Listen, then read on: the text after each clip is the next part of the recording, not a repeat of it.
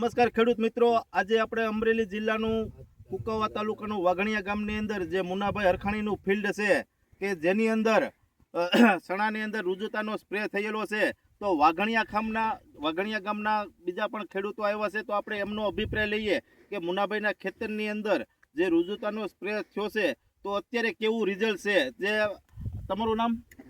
હરેશભાઈ વગાસિયાને આપણે પૂછ્યું કે હરેશભાઈ વગાસિયા, આ જે રુજુતા છે મુનાભાઈએ જે સ્પ્રે કર્યો છે તો તમને કેવું રિઝલ્ટ લાગ્યું? એનું જોઈને તો મેં સાઈટું છે અત્યારે. બરાબર. ટૂંકમાં હરેશભાઈએ મુનાભાઈનું ખેતરની અંદર જે રુજુતા વપરાશ કર્યો તો શેણાની અંદર, તો એ રિઝલ્ટ જોઈ અને હરેશભાઈએ પણ આ રુજુતા વાપર્યું છે. આપણા બીજા ખેડૂત પાસે જઈએ, તમારું શું કેવું છે રુજુતા વિશે? મુનાભાઈના ખેતરમાં રુજુતા વાપર્યું છે તે સારું રિઝલ્ટ છે.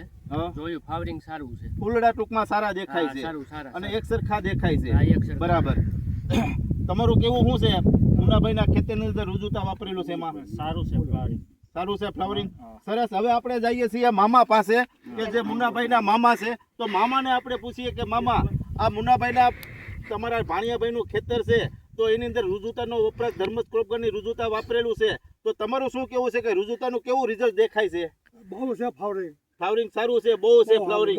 તો મામા તમે બીજા ખેડૂતને શું કહેશો રુજુતા વિશે? સારું કેવું પડે ને. હા, જે સારું હોય એ સારું કેવું પડે. મામાનું કેવું એવું છે કે મારા ભાણિયાભાઈએ રુજુતા વાપર્યું તો બીજા ખેડૂત ભાઈઓ પણ રુજુતા વાપરો. ધન્યવાદ.